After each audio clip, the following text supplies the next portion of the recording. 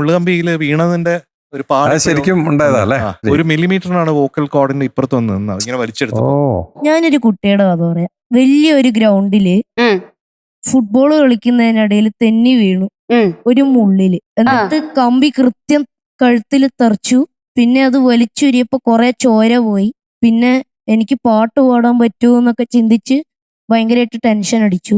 പിന്നെ കഴുത്തിന്റെ ഒത്ത നടുക്ക് 22 തുന്നിക്കെട്ടുകളൊക്കെ ഇട്ട് പിന്നെയും പാടാൻ ഇറങ്ങി. അപ്പോ ജോൺസൺ മാഷ് ദേവാങ്കണങ്ങൾ എന്ന് പറയുന്ന പാട്ടില്ലേ, അത് പാടാൻ വിളിച്ചു. ആ. അപ്പൊ മദ്രാസിൽ പോയി പഠിച്ച് സെറ്റായി. പക്ഷെ ജോൺസൺ മാഷിന്റെ അമ്മയുടെ അച്ഛനെ കണ്ട് മരിച്ചിട്ട് ആ റെക്കോർഡ് മുടങ്ങിപ്പോയി. ആ.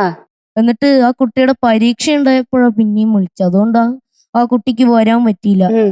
അങ്ങനെ യേശുദാസ് സാറിനെ കൊണ്ട് പാടിച്ചത്. ഉം. എന്നിട്ട് ആ കുട്ടിക്ക് ഭയങ്കര സങ്കടമായി.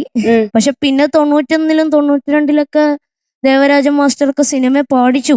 ഉം. പക്ഷെ പെട്ടെന്നൊരു സിനിമ ഡയറക്ടർക്ക് ഒരു സ്പാർക്ക് വന്നിട്ട് ചന്ത എന്ന് പറയുന്ന സിനിമയിൽ ആദ്യമായിട്ട് മ്യൂസിക് ഡയറക്ഷൻ ചെയ്യാൻ വിളിച്ചു. മുള്ളുകമ്പിയില് വീണതിന്റെ ഒരു പാട് അത് ശരിക്കും ഉണ്ടായതാ അല്ലേ? അങ്ങനെയാണ്. ആഹാ. അത് ജസ്റ്റ് രക്ഷപ്പെട്ടാണ്. അത് ശരി. ഒരു മില്ലിമീറ്ററിനാണ് വോക്കൽ കോഡിന്റെ ഇപ്പുറത്ത് വന്ന് നിന്നത് ഇങ്ങനെ വലിച്ചെടുത്തു. ഓ ഇവിടെ ശരിക്ക് ആ സമയത്ത് ഒരു വലിയൊരു ഓട്ടയായിരുന്നു. അപ്പൊ അവിടെ സർജറി ചെയ്തു? അല്ല അത് സ്റ്റിച്ച് ചെയ്തിട്ട് ഇങ്ങനെ കുറെ ദിവസം എടുത്തു അത് ഒന്ന് ശരിയാവാനായിട്ട്. എനിക്ക് തോന്നുന്നു ഒരു 40-45 ദിവസം ഞാൻ സ്കൂളിൽ പോയിട്ടില്ല.